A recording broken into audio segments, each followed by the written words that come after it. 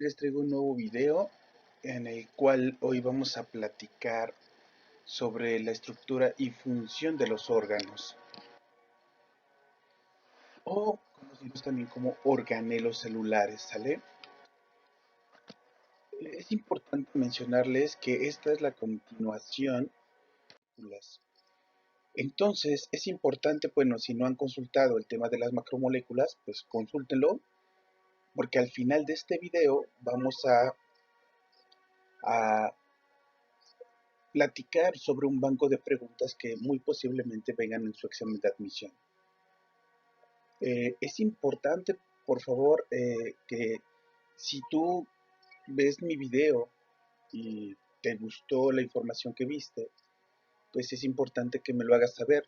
¿En qué sentido? Pues, ¿qué tema te gustaría que tocáramos? ¿Tienes algunas dudas en específico? Pues podemos tocarlas, podemos platicarlas. Si gustan, puedo generar posteriormente una transmisión en vivo donde podamos platicar todas esas dudas que tienen antes de su examen de admisión. Y otra cosa que también es importante sería que me apoyen dándole like o suscribiéndose a mi canal para que yo pueda seguir subiendo más información. Bueno, sin más preámbulo, vamos a comenzar. Vamos a comenzar desarrollando por lo que es el citoplasma. Aquí no hay Aquí deben estar conscientes que no necesitan aprenderse básicamente toda la información. Con que se aprendan palabras claves, eso realmente es lo que va a valer la pena. En el caso del citoplasma, pues este citoplasma vamos a hacer una analogía que sería como si nosotros tuviéramos una gelatina tipo mosaico, donde esos cuadritos de gelatina de diferentes colores se asemejan a lo que son todos estos organelos, y el resto de la gelatina, que es de un solo color, sería el citoplasma. Y el citoplasma, pues básicamente es el que va a rodear a todos los organelos. También le va a dar elasticidad, le va a dar rigidez, le va a dar cohesión. Esto nos va a permitir unión básicamente con los diferentes órganos y le va a dar contractilidad. Asimismo, también encontramos a un personaje muy importante que es la membrana plasmática o la membrana celular. Esta membrana celular o plasmática pues tiene varias funciones, ¿no? La cual, bueno, permite la transmisión de diferentes mensajes justamente para que puedan desarrollarse los diversos eventos. Esta membrana plasmática es altamente especializada, es resistente, es elástica y debe ser semipermeable. Esto es muy importante, porque no cualquier molécula va a pasar a través de la membrana plasmática. Ahorita vamos a ver sus características. Solamente van a pasar ciertas moléculas que deben de tener características específicas. Estas membranas están formadas por lípidos, en este caso serían fosfolípidos, proteínas y por último carbohidratos. ¿Sale? Estos tres elementos son muy importantes porque estos forman parte justamente de la membrana celular o membrana plasmática que ahorita vamos a desarrollar.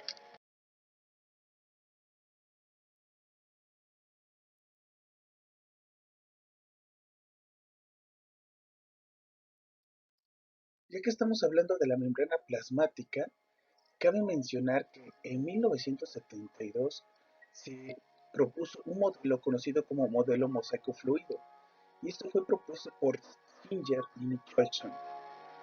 Eh, en su postulado o en su modelo eh, mencionaban tres características muy importantes. Uno, que las membranas biológicas deben ser estructuras fluidas y deben de ser asimétricas. ¿Por qué deben ser fluidas y asimétricas? Deben ser fluidas porque deben de tener justamente ese movimiento que les permita el paso de ciertas moléculas a través de lo que es la membrana plasmática. Y son asimétricas porque están compuestas de diferentes proteínas. Por ejemplo, aquí tenemos una proteína periférica que no se encuentra, por ejemplo, en la membrana de la capa externa, ¿sale? Entonces, asimétrico significa que la composición que tiene una membrana, una cara de la membrana, no la tiene la otra cara de la membrana. Como lo habíamos comentado, pues está compuesta por fosfolípidos, proteínas, que serían estas cosas azulitas que vemos acá, que tenemos proteínas integrales de membrana, otras que forman canales, como serían estas, y tenemos carbohidratos. Esos carbohidratos, ¿dónde los vamos a encontrar? Si, si revisaron el video, vieron el video, eh, en la parte de lípidos, justamente en la estructura de los lípidos, mencionamos que un lípido está formado por una parte hidrofílica, que serían estas bolitas rojas, y una parte hidrofóbica, que serían estas bolitas amarillas. Esas bolitas hidrofóbicas están compuestas básicamente por carbohidratos, en un promedio entre 16 a 24 a 28 moléculas de carbono. Entonces, esto justamente lo hace hidrofóbico. Y estas bolitas amarillas serían los carbohidratos. Y por último, se llama fluido por todos los componentes celulares que tiene. Por eso se llama mosaico fluido. ¿Sale? En el caso de la membrana plasmática, vamos a mencionar que hay dos tipos de transporte en términos generales.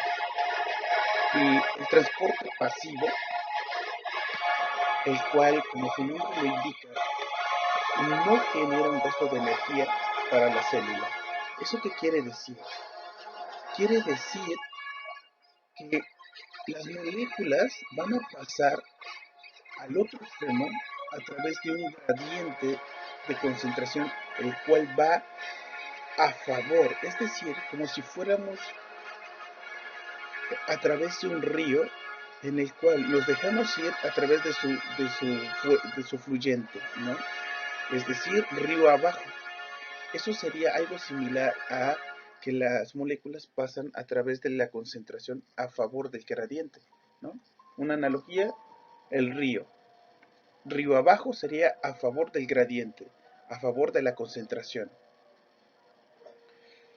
En el caso del transporte pasivo tenemos dos. Tenemos la difusión simple, ¿no? En el cual van a pasar principalmente moléculas pequeñas, como sería el oxígeno y CO2. Y tenemos el otro transporte, que sería la ósmosis, que es básicamente el paso del agua a través de ciertas proteínas, como las proteínas de canal. Y por último tenemos el transporte activo. En el transporte activo, esto es lo contrario al transporte pasivo. En el transporte activo se genera un gasto de energía. Recordemos que cuando hablamos de gasto de energía, nos hace referencia al ATP. Recordemos que el ATP es la molécula universal de energía, ¿sale? El transporte activo, pues esto nos indica que va en contra del gradiente de concentración. ¿Esto qué quiere decir? Volvemos a tomar el ejemplo del río. En lugar de ir río abajo, nosotros tendríamos que ir río arriba. Si vamos nadando, pues nos vamos a cansar muchísimo porque vamos en contra de la corriente, ¿no? Sería algo similar, justamente, algo similar a esto. Ahora bien, ¿cuáles son los otros organelos que forman a que contienen las células? Tenemos el núcleo. El núcleo que tenemos aquí justamente en este recuadro es muy importante porque dentro de este núcleo vamos a encontrar la información genética, que sería el ADN, y aparte participa en eventos de división celular. ¿Cuáles son estos eventos de división celular? Meiosis y mitosis, definitivamente, que más adelante los podemos tocar. Y están presentes en células eucariontes, solamente células eucariontes. Recordemos que hay dos tipos de células: eucariontes, que tienen núcleo definido y es donde encontramos el ADN, y aquellas que no tienen núcleo definido, que serían las procariontas, que el material genético se encuentra en el citoplasma, esta cosa color salmón. También tenemos el nucleolo, el cual es el responsable de llevar a cabo la formación de los ribosomas, ¿no? Esto es algo muy importante justamente. Y el nucleolo pues contiene RNA y proteínas. Asimismo tenemos a los centriolos, los cuales tienen una función muy importante porque estos centriolos son aquellos que van a ser los encargados de formar el uso mitótico. Y el uso mitótico, recordemos que es muy importante porque eres el encargado de unirse al centrómero de los cromosomas y posteriormente separarlos en cromátidas para llevarlos a los polos opuestos, ¿no? En el proceso justamente de la anafase. Y donde vamos a observar justamente estos centriolos en acción, en la mitosis y en la meiosis. Recordemos que el uso mitótico pues, está formado por fibras, las cuales contienen cromatina y miosina principalmente. Otro organelo serían los lisosomas.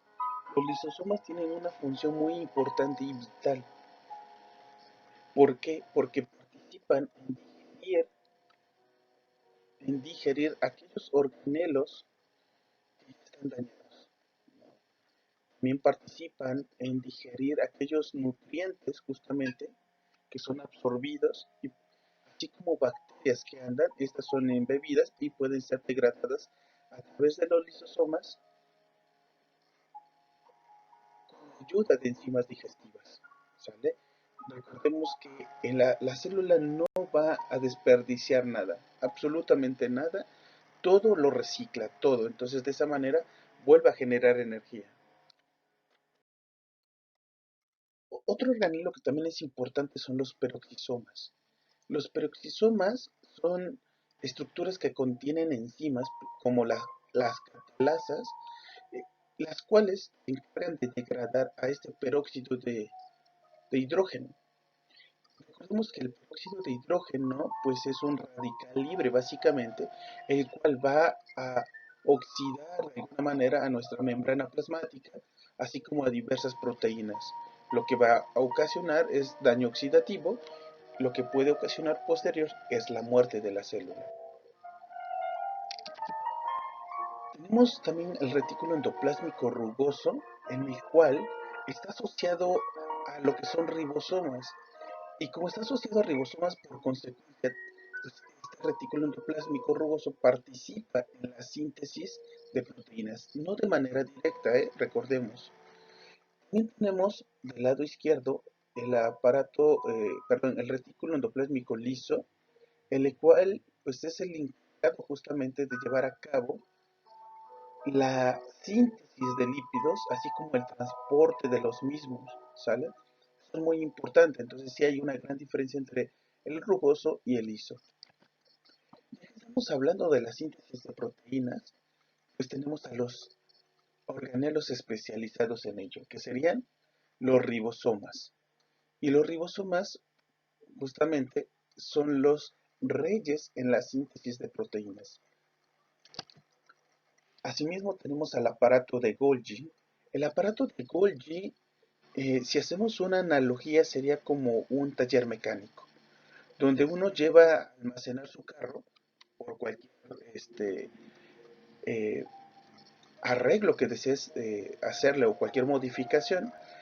Y justamente en el taller mecánico lo que van a hacer es pues ponerle asientos nuevos, que ponerle un estéreo nuevo, cambiarle de llantas, revisar el aceite. Sería algo muy similar a la función que tiene el aparato de Golgi. ¿Por qué? Porque el aparato de Golgi se encarga justamente de almacenar cualquier tipo de molécula y una vez que esta molécula está dentro del aparato de Golgi va a ser modificada. Si hablamos de proteínas en específico, pues se les puede añadir grupos metilos, por ejemplo, algún tipo de azúcar, alguna otra modificación que se requiera la, para que la célula funcione, se va a llevar a cabo justamente aquí en el aparato de Golgi. Una vez que se realizó esa modificación, esta molécula va a ser embebida en vesículas y va a ser transportada a los diferentes organelos. ¿De qué depende? Justamente de las necesidades que tenga la célula, no de otra cosa, de las necesidades que tenga la célula. También tenemos la parte anterior a las mitocondrias. Las mitocondrias, pues una de las características principales que tienen es de que tienen doble membrana. Eso es algo muy importante. Tienen doble membrana y otra cosa muy importante es de que son las encargadas de llevar a cabo la síntesis de ATP. Recordemos que la síntesis de ATP hace referencia a la molécula universal de energía, ¿sale? ¿Qué organelos nos hacen falta? Pues los cloroplastos. Y esos cloroplastos también, igual que las mitocondrias, tienen doble membrana. Aparte, tienen un pigmento que se llama clorofila. Y esta clorofila justamente es la encargada de atrapar esos fotones para que se efectúe la fotosíntesis. ¿Y qué es lo que se genera en la fotosíntesis? La generación de fuentes de carbono, como glucosa. Ese es el principal objetivo de la fotosíntesis. Como producto secundario, pues va a generar oxígeno, ¿sale? Tenemos a las vacuolas, las cuales, que sería esta cavidad que tenemos aquí, que ocupa un 40% de la célula. Estas vacuolas tienen una función muy importante. Una es liberar el exceso de agua. ¿Por qué es importante esto? Porque si no, la célula comienza a almacenar agua, va a llegar un momento en el cual puede explotar, ¿no? Y no se trata de eso, se trata de mantener un equilibrio. Asimismo, también participa en el almacenamiento de sustancias como lo es el almidón.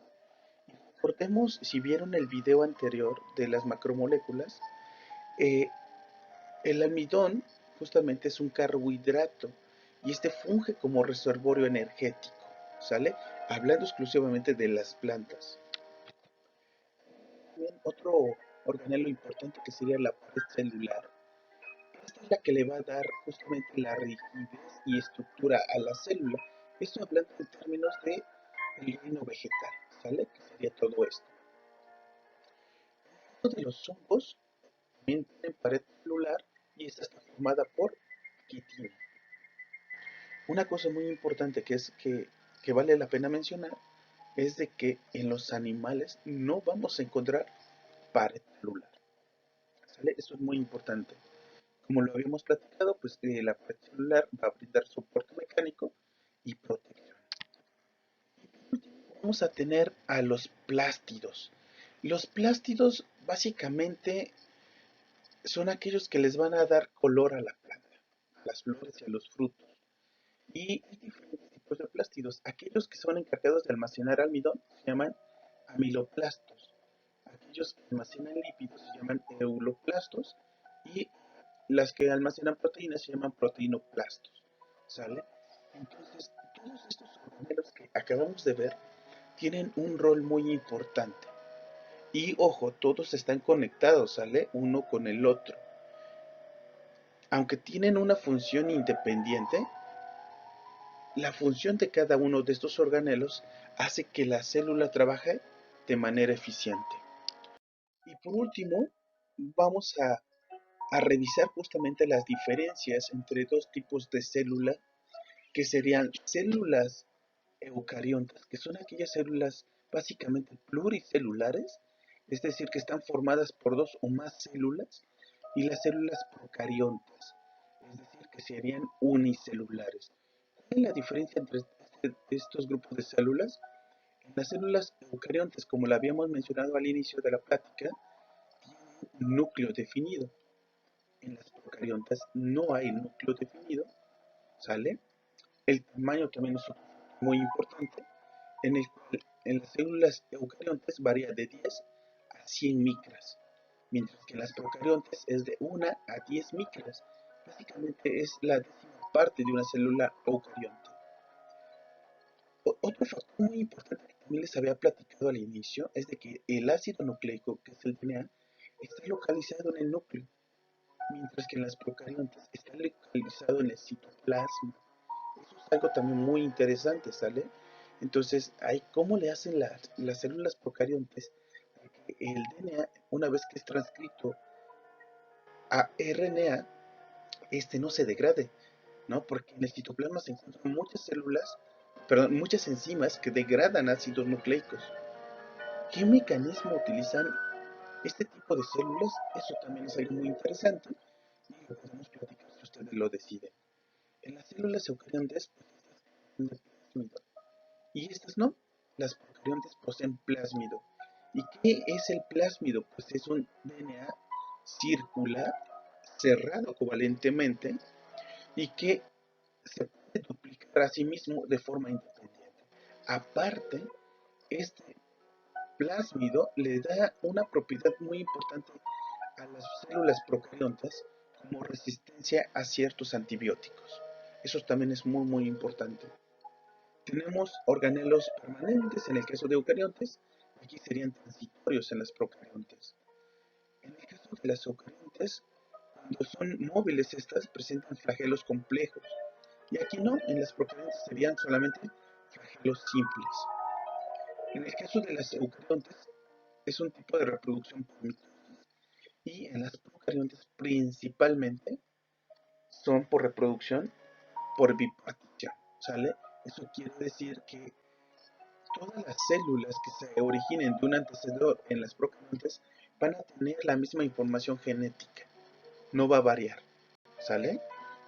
Ahora sí, para terminar, tenemos ahí un banco de preguntas, ¿no?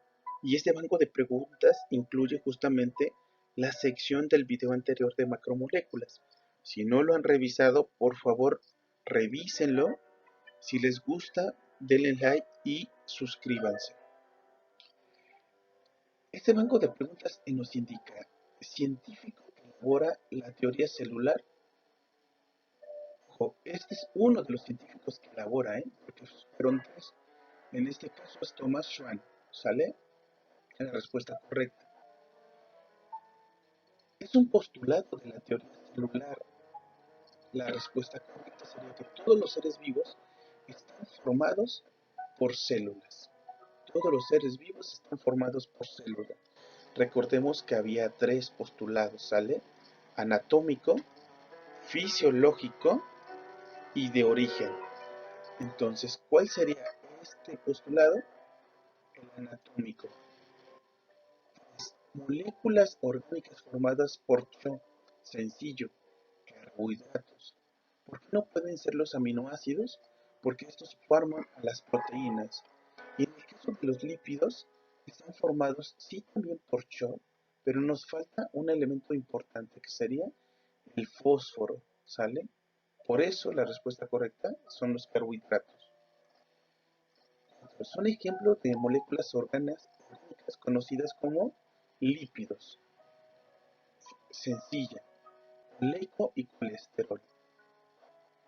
No sería el estradiol, que es una hormona, y la lactosa. Recordemos que la lactosa pues básicamente es un disacárido, es decir, pertenece al grupo de los carbohidratos. Ribosa, caseína, una proteína, y la ribosa, un carbohidrato. Valina es un aminoácido, entonces pertenece al grupo de las proteínas, y almidón, un carbohidrato, ¿sale? Entonces la respuesta correcta, B, oleico. ¿Cuál es el compuesto orgánico que funciona como energía de reserva? Lípidos. ¿Por qué no son los carbohidratos? Porque los carbohidratos serían, haciendo una analogía, como la gasolina que requiere tu carro para comenzar a trabajar. Entonces, es energía que se consume en el momento. No funge como energía de reserva, sino los lípidos. Biomoléculas que constituyen a las membranas plasmáticas. Recordemos que eran tres. Uno, carbohidratos. Dos, proteínas. Y tres, fosfolípidos o lípidos. Aquí los tenemos. ¿Sale? Aminoácidos sí son importantes, pero forman a las proteínas. Vitaminas son otras macromoléculas. Y triglicéridos. Y estos triglicéridos, aunque forman parte de los lípidos, no tienen el grupo fosfato que se requiere, el cual es importante en las membranas celulares.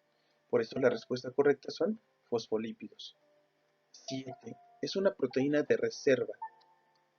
Colágeno, pues es una proteína estructural Globulinas es una proteína de defensa. Histonas, estas participan en la interacción con DNA en el ciclo celular. Y la albúmina, que sería justamente la que encontramos en el huevo. 8. Organelo celular presente en hongos, formado por quitina, y eso lo platicamos justamente, pues que sería la pared celular, ¿sale? Porque es una proteína estructural, le da soporte mecánico y rigidez. 9. Estructura ovoide de doble membrana que contiene ADN y forma ATP. La única que forma ATP, ¿quién es? La mitocondria. Vacuola, recordemos que participa en liberar el exceso de agua y almacena almidón. Plástidos le da básicamente color a las plantas, flores y frutos. Y el retículo endoplásmico, ya sea liso, que participa en la síntesis de lípidos y transporte de los mismos, o rugoso, que participa en la síntesis de proteínas, tomando en cuenta que el organelo especializado en la síntesis de proteínas, ¿quién es? Los ribosomas. Y por último, en cuál de los siguientes incisos encontramos una vitamina, pues no puede ser la timina, porque esto es básicamente una base nitrogenada. Cloruro de potasio, pues estos son básicamente elementos de la tabla periódica que lo podemos encontrar combinados, claro está. Ácido acetil salicílico, que sería la aspirina, y ¿qué nos queda? La vitamina C, ácido ascórbico. Pues bueno, mis queridos amigos, con esto concluimos el video. Si tienen alguna duda, por favor dejen sus comentarios. Si les gustó el video, conocen a algún amigo familiar que quiera hacer el examen, pues rolen el video y apóyenme dándole like justamente al video. Y si les gustó este tipo de información, por favor suscríbanse y yo les puedo hacer llegar mayor información, ¿sale? Ojo, este tipo de información que les estoy pues compartiendo es tomada básicamente de guías tanto del Politécnico como de la UNAM. Entonces, muy seguramente se van a encontrar preguntas muy similares a las que yo les acabo de poner. Y la información que acabo de presentarles es básicamente información que viene en ese tipo de guías. Pues quedo a sus órdenes. Recuerden suscribirse o visitar mi canal que se llama Jerry en Acción. Justamente les dejo ahí para que accedan al video y suscríbanse. Estamos en contacto. Hasta la próxima.